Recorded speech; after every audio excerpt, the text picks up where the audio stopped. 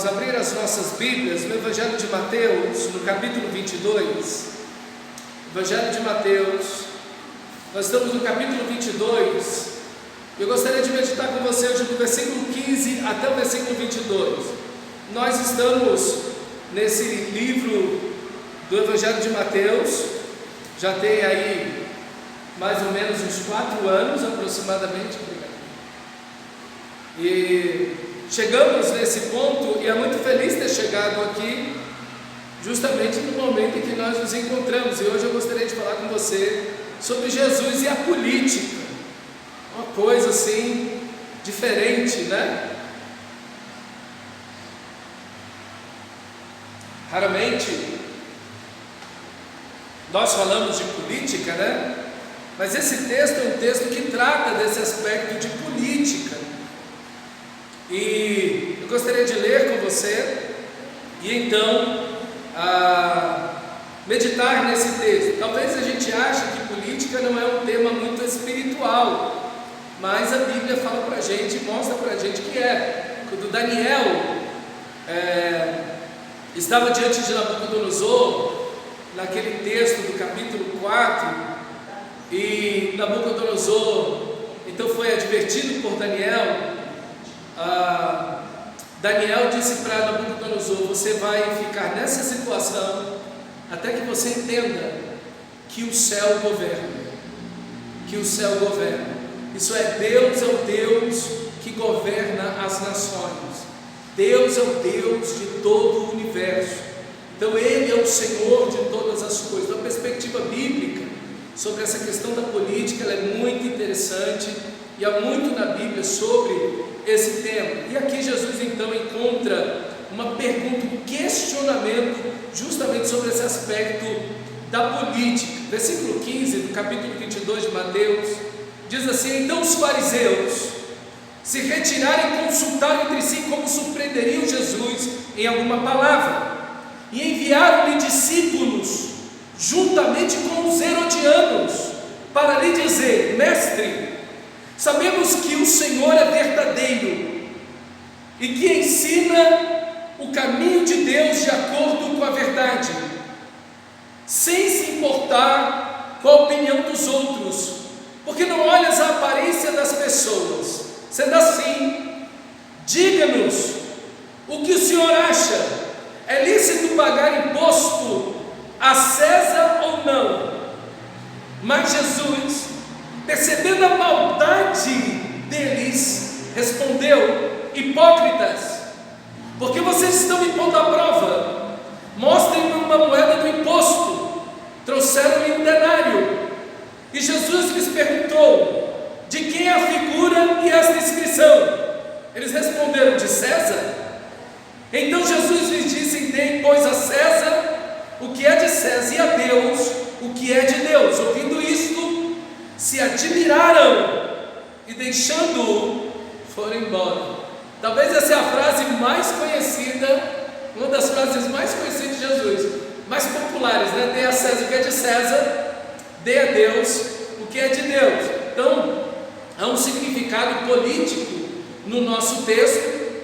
As questões políticas sempre foram difíceis para o povo de Deus, sempre foi uma coisa complicada. Então, por exemplo, você vai ver política no livro de Gênesis, Êxodo, Levítico, Número, Deuteronômio, Josué, Juízes, Ruth, Samuel, Reis, Crônicas, Salmos, Provérbios, Eclesiastes,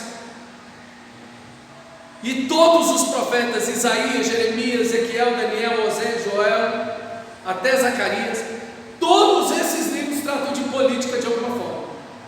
Então política não é uma coisa que assim está fora da Bíblia, pelo contrário, é o que está dentro da nossa realidade. Por isso que também o Senhor aqui é questionado.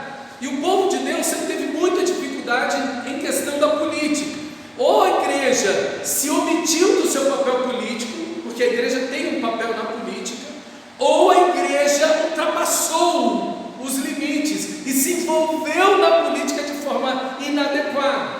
Então essa tensão entre igreja e política sempre foi uma coisa meio complicada mesmo. mas quando a igreja assume seu papel devidamente, é uma grande bênção para o país e para o mundo, ok? Para o país e para o mundo. O nosso texto aqui então tem uma armadilha. Olha a armadilha aí.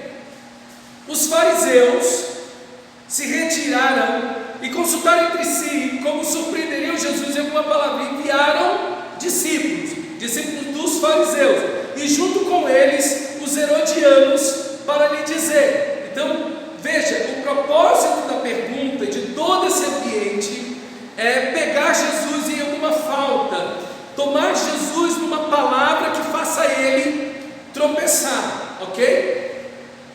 João Batista, anos antes, tinha sido decapitado, perdido a cabeça, porque tinha denunciado o rei Herodes, um político, porque ele estava fazendo algo errado. Dentre outras coisas, tomou para ser a mulher do seu irmão, ok? Para ser sua esposa. Então veja que a igreja, ela está no mundo, ela interage com essa questão social, política, econômica, e ela deve fazer isso de tal maneira que deve ser sal e luz no mundo. Talvez alguns dos grandes ícones para a gente, políticos, de figuras que trabalharam na política de forma muito presente, que são assim, inspiração para a igreja, por exemplo, Moisés, Josué, Daniel, Neemias. Esses homens, eles eram políticos, eles estavam na política servindo ao Senhor, e foram luz, foram grande bênção no seu país, na sua sociedade e na sua geração. Mas isso não significa que política não tenha suas armadilhas, e a gente está aí no mês que vai tratar do segundo turno, né? Então é interessante olhar um texto desse, que entre aspas, coincidentemente nós chegamos, porque vamos atravessando parágrafo a parágrafo, chegamos aqui hoje nesse texto. E é interessante meditar e analisar o que nós estamos vendo na nossa própria sociedade nesse momento, e o que o texto bíblico nos aponta como seus princípios e valores, ok? Então, essa questão da política, ela é importante porque a ideia de política, quem é o político? O político é o cidadão, é o que vive na polis. Polis é a cidade, a metrópolis. Então, a polis é a cidade. Os políticos, essa palavra grega, são os cidadãos. Então, todo cidadão é um político. Então, do pãozinho que você compra até o carro ou a casa que você adquire, tem a ver com política. Tem a política envolvida no meio. A gente quer fugir desse negócio. A gente não gosta desse negócio de política. Realmente, até porque é feio demais, na maioria das vezes. E a gente, como brasileiro, sinceramente, está cansado por séculos, porque os nossos problemas como nação não começam agora, né? Já de séculos nós arrastamos aí problemas de corrupção, de violência, de engano, em toda essa esfera política e econômica. Então, a gente não quer adentrar esse assunto, mas é algo que a gente precisa aí então pensar e lembrar que as armadilhas estão não apenas para o Senhor da glória, mas também estão para todos nós. Veja, a política é um negócio tão complicado que Jesus foi condenado por um aspecto político. Quando você olha Lucas capítulo 23, versículo 2 diz: e ali começaram a acusá-lo, dizendo: encontramos este homem, os acusadores de Jesus, dizendo: encontramos este homem pervertendo a nossa nação, impedindo que se pagasse imposto a César, e afirmando-se ele o Cristo, o Rei. Veja um aspecto completamente político. E olha, é justamente o texto que liga a ideia do que Jesus está falando. É ou não é que está sendo questionado? É ou não é permitido pagar imposto a César? É o mesmo, foi a acusação que os judeus fizeram diante de Pôncio Pilatos, um governador romano. E lá em João, no capítulo 19, a mesma coisa, versículo 12, a partir desse momento Pilatos queria soltá-lo, mas os judeus gritaram: se você soltar este homem, Jesus, não é amigo de César, do imperador. Todo aquele que faz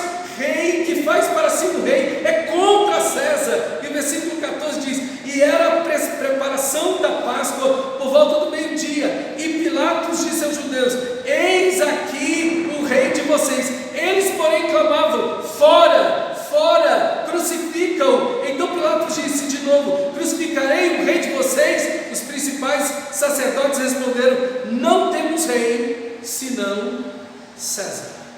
Veja, toda a acusação e condenação de Jesus foi política. Jesus foi na cruz por mim e por você, para nos substituir e pagar os nossos pecados. Ele não foi lá pela política, mas a acusação que os judeus fizeram foi toda ela política. Então a política, ela está nos envolvendo o tempo inteiro.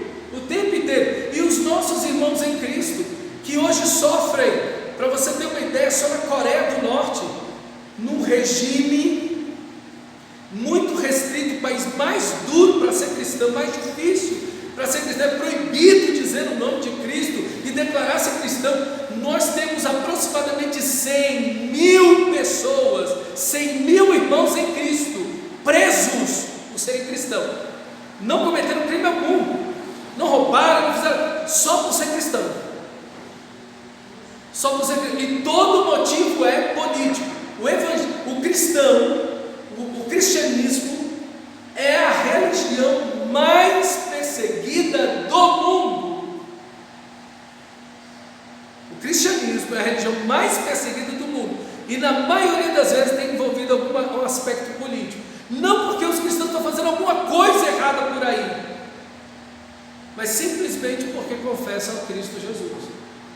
Então, Portas Abertas mostra isso plena e amplamente, a perseguição que a igreja sofre em todos esses aspectos, e geralmente essa perseguição tem um cunho político. E aí, junto com os discípulos dos fariseus, são os herodianos. Quem eram os herodianos?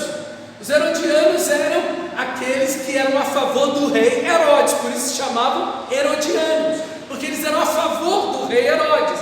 E obviamente, como eles eram a favor do rei Herodes, eles também eram a favor do imperador, de Augusto, de César, ok? Então eles eram o povo da situação naquele momento, ok? E eles se juntam e vão fazer esse questionamento. Agora, esses fariseus, saduceus, escribas, sacerdotes, enfim, herodianos, toda essa turma, ninguém é amigo. É igual os partidos políticos no Brasil, ninguém é amigo de ninguém. O pessoal se junta por interesse. O interesse deles é achar em Jesus alguma coisa errada, é pegar Jesus uma palavra errada. Eles não são amigos. E a gente vê que esses conchavos, essas alianças políticas por interesse, não é uma coisa do nosso país. Gente, isso é em qualquer lugar, isso é em qualquer época da história. Esse povo que se junta, que se odeia, que se xinga. Vossa Excelência é um miserável, né? Com toda a educação, e enxuta, e xinga, e faz, e acontece. Imediatamente se juntam, declaram apoio uns aos outros, mesmo depois, 5 minutos, 2 dias antes, estão se xingando, e depois fazem coxar. Fizeram isso aqui com Jesus. Os herodianos e os fariseus odiavam e estavam juntos para ver se Jesus era pego em alguma situação. Então veja, esse aspecto malandro, nessa malandragem da política, essa coisa feia, suja da política. Gente, isso é em todo canto, em todo país, em toda cultura. Isso não é só brasileiro, né? E em qualquer época, isso sempre esteve presente, e a igreja sempre teve que lidar com esse tipo de questionamento. E a armadilha possui uma isca: mestre, sabemos que o Senhor é verdadeiro e que ensina o caminho de Deus de acordo com a verdade, sem se importar com a opinião do outro, porque não olha a aparência das pessoas. Que elogio, hein? Nem sempre o elogio é uma coisa boa, tá vendo? Nem sempre o elogio ele vem com uma boa intenção. Eles vieram e levantaram o aspecto do caráter de Jesus, da idoneidade de Jesus, da seriedade de Jesus, para depois fazer uma pergunta perspicaz. Então, a armadilha ela ela sempre tem em si esse aspecto aí de uma isca, de atrair, de fazer com que você caia na situação. E, gente, isso é notório. Todo político come pão com mortadela na época de eleição, sim ou não? Toma caldo de cana e come pastelzinho na feira, sim ou não? Não é verdade? Os caras não andam de ônibus 4 anos, eles não andam no meio dos pobres 4 anos. Quando dá em época de eleição, eles viram pobre. Não, eu nasci na miséria. Rapaz, eu fui pobre. Eu sempre fui aqui da Samambaia, da Ceilândia e tal. Eu sempre fui pobre, gente. Eu sou pobre, eu sempre fui pobre. Então, essas coisas sempre se fazem presente. Essas armadilhas, essa identificação com o povo, né? Eu quero me identificar com essa aproximação, aquele sorriso que o político dá, né? Então, a igreja ela sempre tem essas insinuações, né? Sempre tem essas aproximações indevidas dos políticos. É inevitável. Se você é um pastor, você vai ser chamado para almoços, café da manhã, jantar, enfim, você vai ser chamado para um bate-papo, vão ligar para você. Sempre vai ter essa situação. Os políticos sempre se aproximam da igreja de alguma forma e sempre tem aí uma isca, né? Sempre tem alguma coisa aí. Sendo assim, versículo 17: assim sendo, diga-nos o que o senhor acha. É lícito pagar imposto a César ou não? E aí entra a situação. Se Jesus responde não é para pagar imposto a César, Jesus fica contra o Império Romano, contra o governador romano, contra Herodes e a favor do povo. Se Jesus diz sim, tem que pagar o imposto, Jesus fica contra o povo, a favor de Herodes e a favor do governador e do Império Romano. Veja, Jesus parece que não tem para onde ir, ele não tem para onde se mexer. Se eu digo sim, eu estou a favor desse grupo, se eu digo não, eu estou a favor do outro, mas qualquer resposta que eu der, eu estou contra alguém, eu não estou simplesmente a favor de alguém, eu sempre vou estar contra alguém. Então, a política tem esses aspectos, de você se colocar num lado ou no outro. E a igreja está de que lado? O que a igreja vai fazer? Como é que a igreja vai se posicionar diante de todas as situações que nós nos encontramos? Mas Jesus, versículo 18, percebendo a maldade deles, respondeu: hipócritas, por que vocês estão me pondo à prova? É esse discernimento que a igreja precisa ter. Esse discernimento que o Senhor tem, que a igreja precisa ter.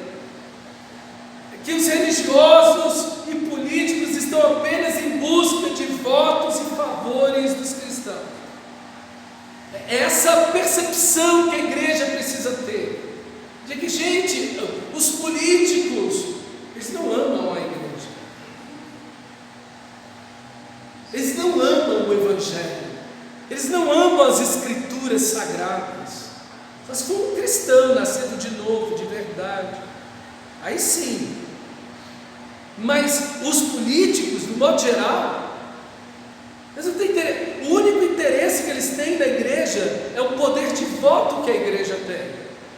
E quando você olha a história recente da nossa democracia, você vai ver que nós evangélicos fomos sempre capturados pelos políticos, sempre.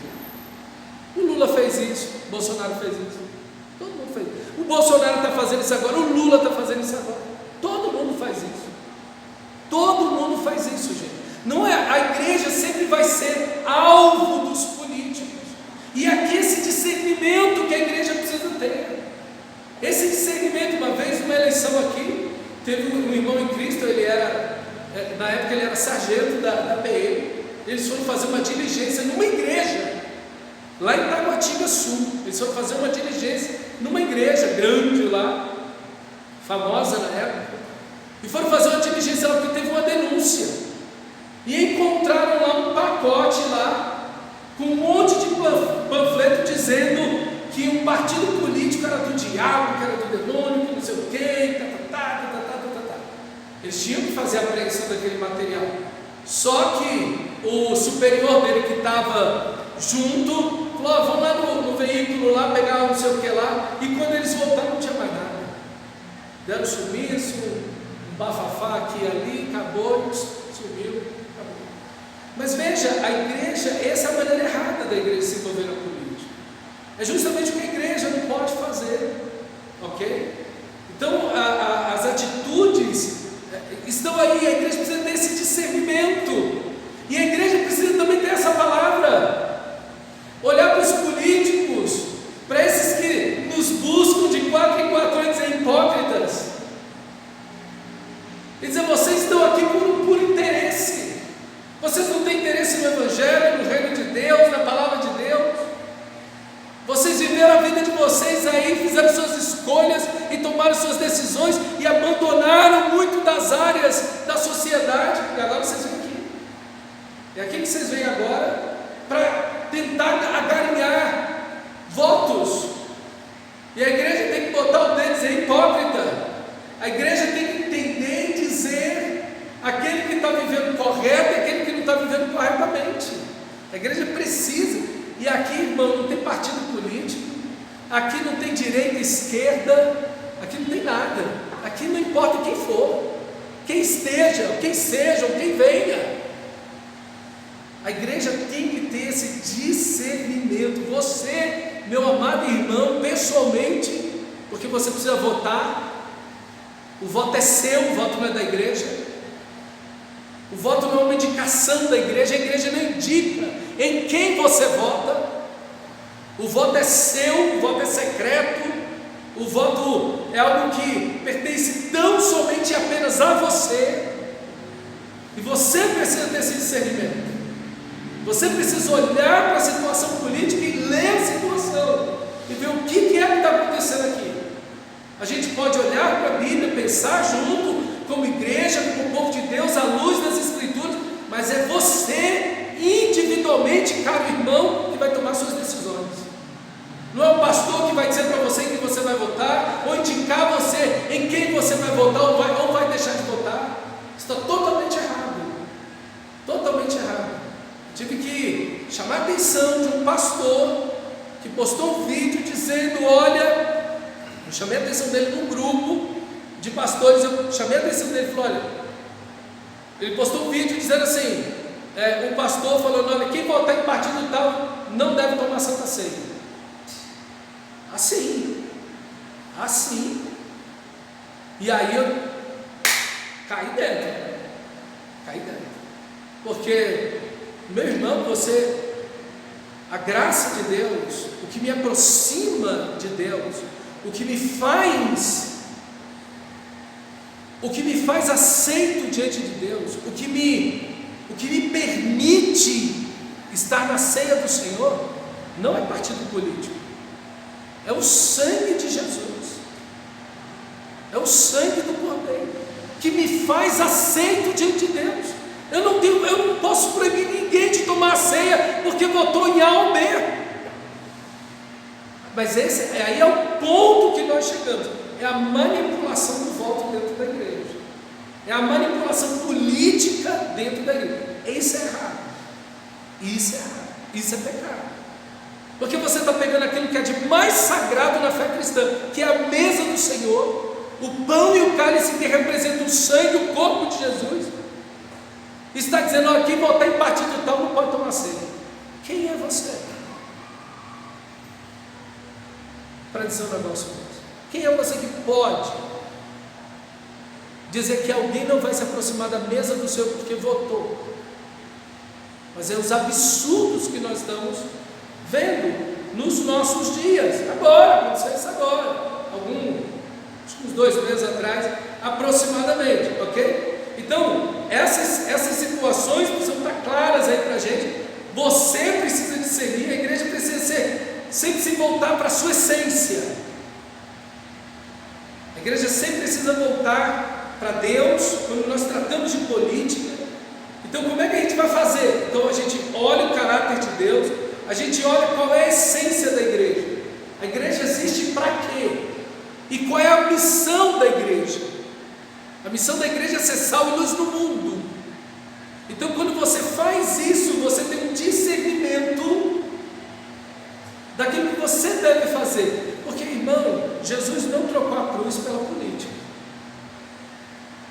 Esse aqui é o ponto.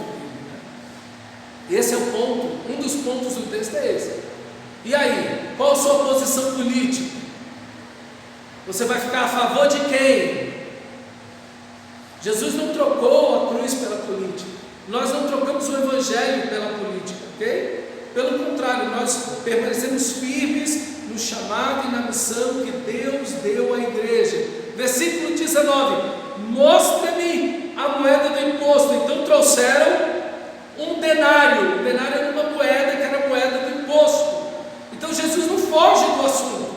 Não, esse negócio de política não é coisa da igreja, não é coisa de gente crente, de gente que é piedoso, que vive em santidade, isso aqui não é pra gente, então eu não toco nesse assunto. Não, ele foi para dentro do assunto.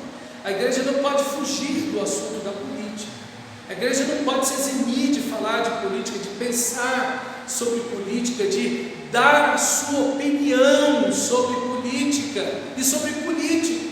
A igreja não pode se esconder.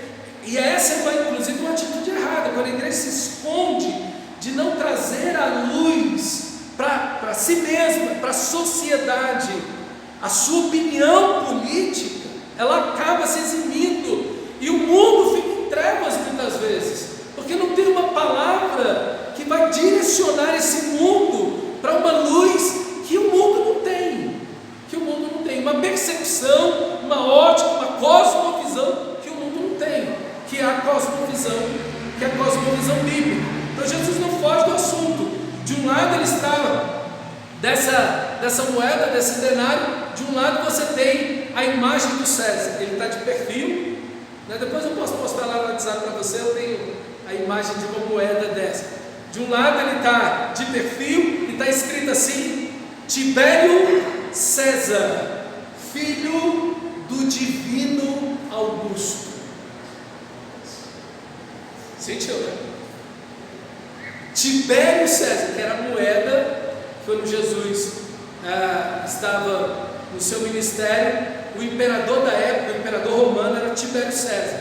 Então a moeda do denário daquela época era essa, de Tibério. Então estava Tibério de perfil, e estava lá: Tibério César, filho do divino Augusto. Veja, o Augusto, o pai dele e ele, obviamente, são divinos. São divinos. E a política sempre trouxe para si puxou para si esse tipo de ideia. Do outro lado da moeda está escrito assim: Pontífice Maximus, o sacerdote supremo. Ele não é apenas o filho do divino Augusto, mas ele é também uma divindade. A política sempre buscou para si esse aspecto da salvação. Não, nós vamos salvar o mundo pela política. Eu estava vendo uma vez um cara dando uma entrevista, e tinha uma placazinha, como dizer, atrás dele, ele era um comentarista político, e na estante dele, atrás dele, estava escrito uma frase, e dizia a frase o seguinte: não há salvação fora da política. Eu falei: nós estamos perdidos. Rapaz, eu nunca tinha visto essa frase na minha vida, até aquele momento. Eu falei: nós estamos perdidos, porque se não há salvação fora da política, acabou. Se a salvação do Brasil é a política, se o salvador do Brasil é um político, acabou, estamos perdidos, ok? Estamos completamente perdidos. Então, irmãos, a política sempre tomou tomou para si esse aspecto de que nós vamos salvar o mundo. A educação também tomou muito disso para si, e eu como professor, digo para você que isso é um erro, é um leve engano. A educação é muito importante, ela tem um valor muito especial na nossa sociedade, precisa ter um altíssimo nível nessa questão de educação no Brasil, precisa crescer muito, melhorar demais em tudo e em todos os aspectos. Tem muito chão para andar. A educação é imprescindível, inegociável, mas a educação não vai salvar ninguém. Não vai salvar ninguém. Porque se a educação salvasse alguém, nós veríamos o Japão, um dos melhores países do mundo, mais feliz do mundo, mas é lá que tem os maiores índices de suicídio do mundo. Finlândia, que tem educação de ponta, melhor educação do mundo está na Finlândia. Suécia, Suíça, os melhores níveis de educação do mundo.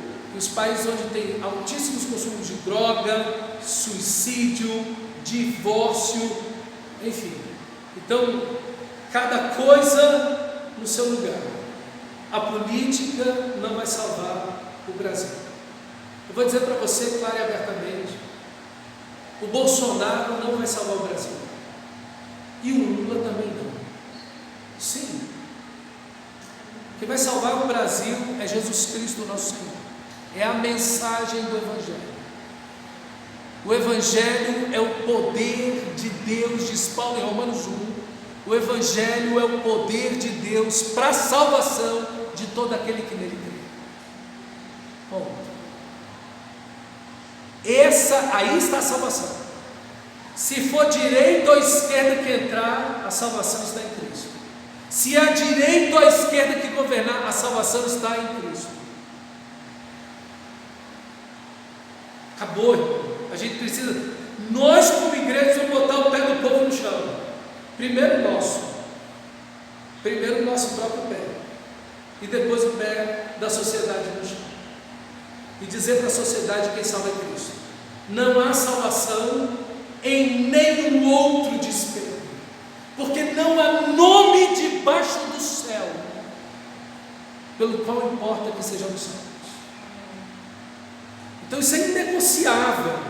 Mas a política sempre tomou para si o divino Augusto, ou o Pontífice Máximos, o sumo sacerdote. A política sempre tomou essa ideia, essa ideologia, essa mensagem de que eu vou salvar todo mundo. Não caia nessa. Se alguém disser assim: não, eu vou salvar, você pode sair fora. Já está errado. Ok? Então, aí a pergunta de Jesus: de quem é a figura e a inscrição? E eles disseram: de César. A resposta deles foi essa: de César. Então Jesus responde: dai a César o que é de César, e a Deus o que é de Deus. E o que é de César? E o que é de César? De César são os impostos. A igreja precisa pagar impostos devidamente. Os cristãos precisam pagar impostos devidamente. Não importa se a direita está governando ou se a esquerda está governando, a igreja paga impostos. De César para a política é o imposto, ok? A igreja não foi chamada à subversão e à revolta, mas à transformação social. Nós não fomos chamados a nos revoltar contra o governo existente. Pelo contrário, olha o que diz Romanos capítulo 13. Essa resposta de Jesus: dai a César o que é de César e a Deus o que é de Deus, vai nortear toda a questão política no Novo Testamento. Todo o pensamento da igreja, tanto no Novo Testamento quanto no seu aspecto histórico como igreja, é norteado por esta resposta de Jesus: dai a César o que é de César e a Deus o que é de Deus. Romanos capítulo 13 diz que todos estejam submissos às autoridades superiores. Quando Paulo diz isso, um dos piores imperadores do mundo estava governando, Nero. E o próprio Nero mata Paulo, decapitado. E ele está falando, e Nero Nero, ele tinha relação sexual com suas irmãs, com sua mãe, ele casou com um homem, vestiu cara de noivo e saiu em cortejo na cidade de Roma, queimou os cristãos vivos, e olha o que Paulo está dizendo para um cara desse nível, que todos estejam sujeitos às autoridades superiores, porque não há autoridade que não proceda de Deus, as autoridades que existem foram por ele instituídas. Deixa eu dar só uma parada aqui. Não quer dizer que aquele que está no governo político, a pessoa que está no governo foi Deus que pôs. Não é isso que o texto está dizendo. O que o texto está dizendo é que os níveis de autoridade é uma constituição de Deus. Os anjos têm autoridades diferentes uns dos outros. Existem anjos, arcanjos, querubins, serafins. Paulo vai dizer em Efésios capítulo 6 que existem potestades, principados, ok? Existem níveis diferentes de poder e glória entre os anjos. Perfeito? Então essa questão de autoridade é uma questão que o próprio Deus instituiu.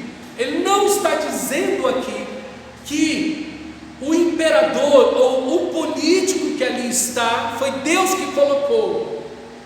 Deus permitiu na sua soberania. Ele poderia ter tirado a vida de César ou de Nero ali no caso, ou de qualquer político do Brasil. Ele é o Senhor. Assim como pode tirar a minha vida, Ele é o Senhor. A hora que Ele quiser, a vida dele, Ele é a vida, Ele dá e tira de quem Ele quer. Então, nesse sentido, é uma permissão de Deus, mas o voto é seu. O voto é seu. A permissão de Deus na vida está aí, mas quem coloca o político lá é você, com o seu voto. É importante você entender por exemplo, aí eu lembro daquele caso de Saul, quando o povo de Israel pede um rei. Deus permitiu que eles tivessem um rei e Deus deu um rei para eles segundo o coração deles. Vocês querem um rei? Eu vou dar um rei igualzinho a vocês. Pum, deu Saul. Foi aquela loucura. Vocês queriam um rei. Eu seria o rei de vocês, mas vocês não quiseram como rei. Então vocês querem um homem como rei, então mais Saul. Agora eu vou dar para vocês, depois de Saul, Deus, vou dar para vocês um homem segundo o meu coração. Legal isso, né? Você vê que Deus permite que você vote errado. A gente pega pelo cabelo, pela orelha e diz: você votou errado. Dá um tapa, um sacode e fala: a próxima vez você vota assim, não. Até porque a Bíblia está aí, está escrito. Sim. Sim, com certeza. Então você tem parâmetros bíblicos para guiar o seu voto. A pergunta que você não pode fazer é: pastor, em quem você vai votar? Eu não vou dizer, porque isso é uma responsabilidade sua. Eu não tenho que dizer em quem eu voto. É você que tem que olhar para a Bíblia e fazer a leitura e dizer: não, calma aí, o político A, B ou C não condiz, não, mas o político B ou H até que parece um pouco mais com os princípios aqui. É você, a escolha é sua, não é minha. É sua responsabilidade, o voto é seu, o voto não é meu. Não é meu. Eu não digo em quem você vota. Assim, aquele que se opõe à autoridade resiste à ordenança de Deus, e os que resistem trarão sobre si mesmo condenação, porque os magistrados não são para temor quando se pratica o bem, e sim quando se faz o mal. Você quer viver sem medo da autoridade? Faça o bem e você terá o louvor dela, pois a autoridade é ministro de Deus. A palavra ministro aqui é diácono, é diácono de Deus, está a serviço de Deus para o bem. E aqui é um outro parâmetro para quem é político. O que o político deve ser? Um servo de Deus. Interessante isso. Não que ele tem que ser um cristão, não é isso. Então eu só posso votar num crente? Não. Mas o político, ele tem que fazer aquilo que Deus queria fazer, aquilo que é justo, aquilo que é honesto, aquilo que é correto. Então você já tem um parâmetro aqui daquele que estando em autoridade, como é que é, irmã? Não bota ninguém. Não, mas aí Nenhum deles vai.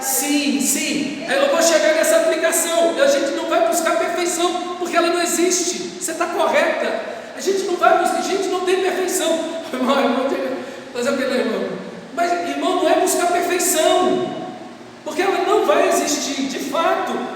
Mas você tem que buscar aquilo que mais se aproxima, aquilo que é o menos ruim. É terrível isso, não é terrível?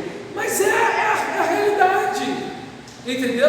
Porque, gente, o parâmetro do político é isso aqui, ó. O político, ele é um servo, ele é um diácono, ele é um garçom. Ele não deve se adorar para ele deve servir. Essa é a ideia bíblica. O político ele está a serviço do povo, do público. O poder está na mão do povo e não na mão do político. Esses parâmetros não são de agora. Aqui, ó. Isso é bíblico, gente. Isso é bíblico, isso não é que nós criamos a democracia. Não, isso é bíblico, ó. E está muito antes dos gregos isso aqui também. Porque quando você olha no Antigo Testamento, os gregos nem existiam, e já existem esses parâmetros para políticos lá no Antigo Testamento, 4.000 anos atrás. Então não pense que a democracia nasceu com os gregos, não, como se eles fossem os criadores máximos. Não, eles tiveram um desenvolvimento extraordinário dentro da ideia de democracia, mas os romanos também, mas essas ideias são antes deles. O povo de Israel, a Bíblia já norteia esses aspectos aí muito tempo antes. Então veja, o próprio texto já mostra para a gente o que o político deve fazer. Ele deve ser um servo para servir o povo. O povo não tem que ter medo do político, o povo não tem que ter medo da autoridade, seja um policial, seja quem for. Não pode ter medo, porque você está fazendo bem. Agora você tem que temer se você faz o mal, porque não é em vão que ele traz a espada, diz Paulo nesse texto. Então, veja, o texto em si, ele vai nortear para a gente, ao versículo 6. Por isso também que vocês pagam impostos, porque as autoridades são ministros de Deus, novamente, atendendo constantemente a esse serviço. Pague a todos o que é devido, a quem tributo, tributo, a quem imposto, imposto, a quem respeito, respeito, a quem honra, honra. Não fiquem devendo nada a ninguém, exceto o amor com que vos ameis uns aos outros. Veja, a igreja não está para subversão. Não vamos sonegar, não vamos pagar, não. E lembra, é Nero que está reinando aqui. O imperador aqui é Nero. Não é uma florzinha que está reinando, não. Um menino lindo aqui, maravilhoso. 13, Romanos 13, ok? Então, o chamado da igreja aqui é manter também o padrão da justiça e da verdade. Aqui tem algo importante, porque qual é a missão da igreja? A igreja Paulo vai dizer que a igreja é a coluna e o escudo da verdade, e o baluarte da verdade. A igreja sustenta a verdade. A igreja sustenta a verdade. Toda verdade é verdade de Deus. Toda verdade que existe, ela é verdade de Deus. A igreja é o sustento da verdade, da Bíblia, das Escrituras, do Evangelho, da morte e ressurreição de Jesus e de toda a verdade, de toda a justiça. A igreja sustenta e defende, protege a verdade e a justiça. Como é que a igreja, como é que um cristão vai votar em alguém que não é justo? Defende o aborto, homossexualismo. Você tem que pensar nisso. É você que tem que pensar. Eu estou dizendo para você, e vou repetir, vou pensar. Mas você tem esse parâmetro aqui. A igreja, ela é a defensora da justiça. A Bíblia diz em Salmos que o trono de Deus tem como fundamento a justiça. Ah, pastor, mas todo mundo é injusto. Então busca o menos injusto. Quem é o menos injusto? Oh, irmãos, eu digo isso para vocês, eu já fiz post disso, eu falo disso aqui que eu vou falar agora para vocês. Há quase 20 anos, eu digo isso aqui e eu vou repetir de novo. Se você tem um político é difícil demais você banir um cara desse quando ele está eleito. Muito difícil. A única, até porque é uma rede de corrupção esse troço. O único meio de você banir político é no voto. É no voto. E eu sempre disse isso para vocês, e eu não vou mudar meu discurso. Eu sempre disse isso para vocês. Se você tem um político que foi pego em corrupção, não vote nunca mais nele. Sempre disse isso para vocês, e tem mais de 20 anos que eu digo isso para vocês.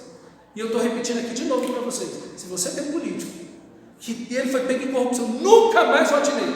Seja ele prefeito, deputado distrital, senador, deputado federal, presidente, seja ele quem ele for. Não me interessa se ele é da direita ou da esquerda, do centro, não me interessa de onde ele é. Você tem que ter um parâmetro, e o parâmetro da igreja é a justiça e a verdade. Porque a igreja, e aqui tem um outro aspecto, essa igreja que é a coluna que sustenta a verdade, que anuncia a verdade, que defende a verdade, é a igreja, é o povo de Deus que não admite injustiça, que não se junta com a injustiça. Nós tivemos um escândalo aqui em Brasília alguns anos atrás, daqueles deputados distritais aqui em Brasília aqui. A maioria, tudo se dizia evangélico, tudo de igreja evangélica. A maioria, botando dinheiro dentro da Bíblia, da cueca, da bolsa. E a maioria dos que foram presos, tudo de igreja, tudo se dizia evangélico. A primeira coisa que o pastor desse tinha que fazer era banir esse cara da igreja. Era tirar ele. Viu a imagem, viu a foto, está lá, é verdade, e tem um processo, tá. Aqui você não é crente, não. Tira da igreja. Porque a igreja não pode se associar com a injustiça. Quantas vezes eu te disse, olha para mim, o que diz 1 Coríntios capítulo 5? Quantas vezes eu disse para vocês, Paulo está dizendo para eles, eu já disse para vocês, eu vou repetir de novo, os injustos não herdarão o reino de Deus. Não herdarão o reino de Deus. Irmão, se a igreja não levantar bem alto a coluna da verdade e não defender ela com todo o coração, esse mundo de trevas, mentira e injustiça que você vive vai ser dominado pelas trevas. Dominado pelas trevas. Irmão, a igreja tem esse dever. Por quê? Por causa do caráter de Deus. E aqui está outro ponto. A igreja, ela segue o padrão da justiça e da verdade, porque esse é o caráter de Deus. Então o que eu tenho que fazer quando eu voto? Eu tenho que pegar o caráter de Deus e colocar o político do outro lado. Eu tenho que pegar o caráter santo de Deus e botar o político aqui do outro lado. Aí é que a gente não vai ver a perfeição, aqui a gente vai ver todas as falhas. Então eu vou ver qual o político que mais se aproxima do ideal de Deus, mais se aproxima daquilo que Deus deseja que um político seja, um servo da comunidade, alguém que esteja ali para servir o povo, que lutou pelo povo de verdade, entendeu? Que andou na justiça, que não foi pego em corrupção, que não roubou, que, entendeu? Então eu preciso, por isso que votar para o cristão é tão importante. O nosso voto deve expressar o caráter de Deus. Só isso. Por isso que a igreja tem que ser mais atenta à questão política do que o não crente. Porque a igreja, quando vota, ela não simplesmente vota, ela expressa o conhecimento que ela tem de Deus para o mundo. Aí então a igreja deve denunciar abertamente todo o pecado na política. Todo o pecado na política, a igreja deve... Olha, eu gosto desse texto demais. 2 Crônicas, capítulo 19, versículo 2. O vidente Jeú, profeta Jeú, filho de Anani, saiu ao encontro do rei Josafá e lhe disse: deverias tu ajudar ao perverso e amar aquele que odeia o Senhor? Por causa disso, porque você, rei Josafá, se juntou com Acabe, e foi para a luta com ele. Por causa disso, caiu sobre ti a ira do Senhor.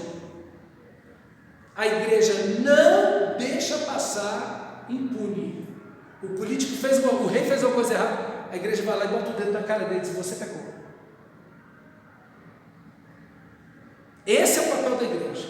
Ela defende a justiça. Ela não defende um partido, ela não defende um político, ela não defende uma ideologia, ela defende a verdade, a justiça.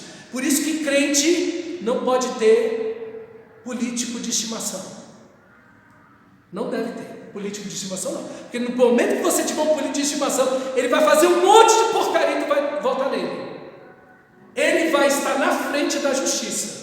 Não, porque eu sempre votei nesse político, ele sempre fez algo bom para mim e tal, não sei o quê. Eu tenho uma dívida com ele. Não, meu irmão.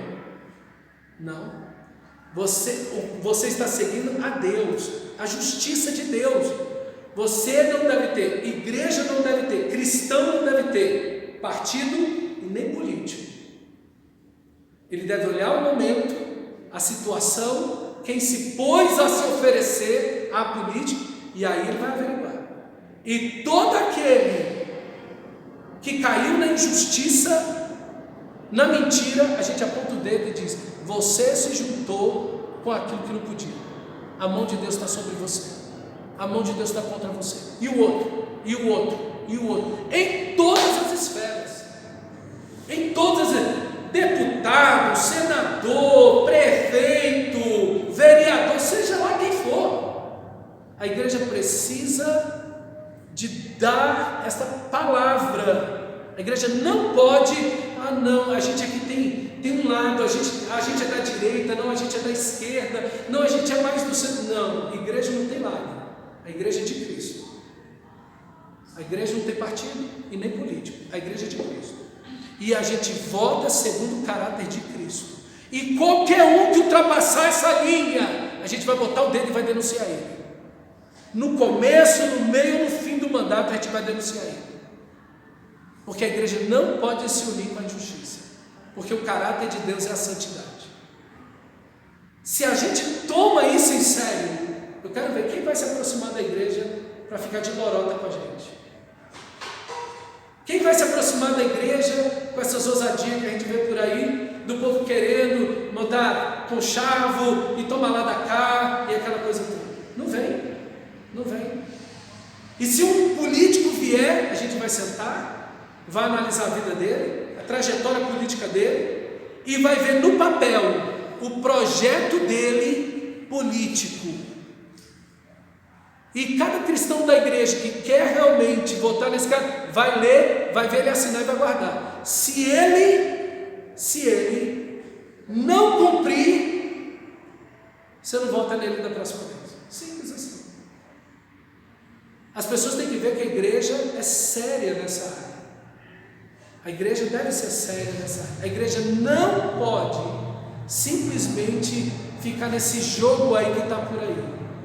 A igreja não deve fazer isso. Então a igreja deve ser sempre como parâmetro a verdade e a justiça de Deus. E a igreja deve ser esse modelo de obediência a um governo justo, ok? E aí eu vou terminar aplicando esses princípios rapidamente para mim e para você na democracia. Então na democracia, o poder está no povo, é o povo que bota o político lá, em qualquer instância que seja.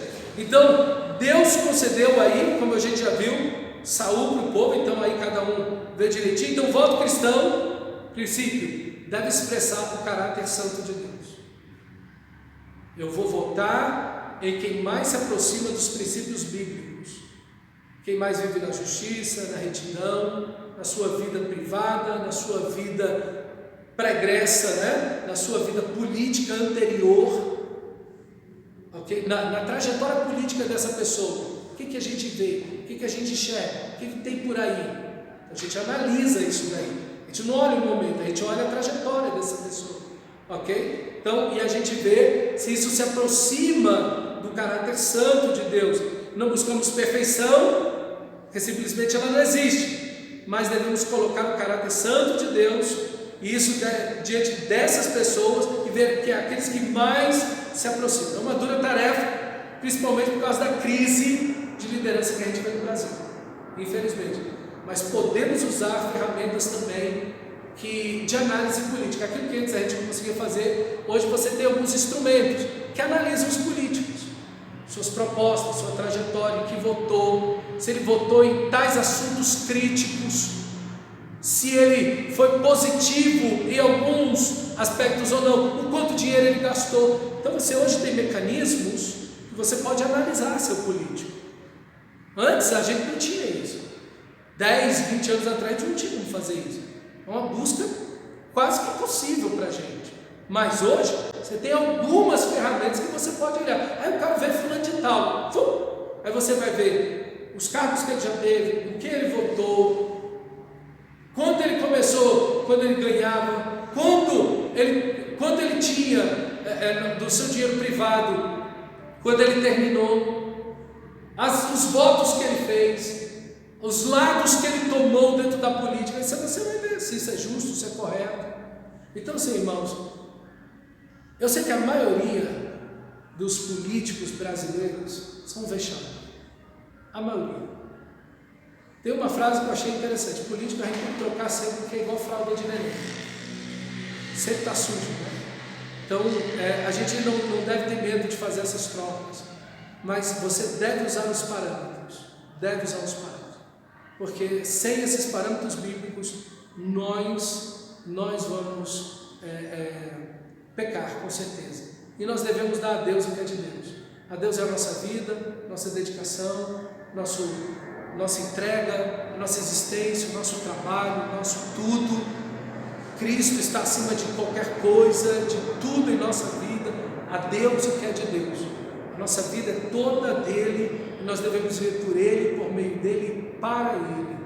Ok? Que Deus te ajude, que Deus nos ajude e que a igreja possa abrir os seus olhos para esse tema tão maravilhoso que é a política na Bíblia, tão desafiador. E quanto precisamos olhar tudo isso e com certeza ver a graça de Deus e também as astúcias do diabo em meio a toda essa situação. Vamos orar ao Senhor, feche seus olhos.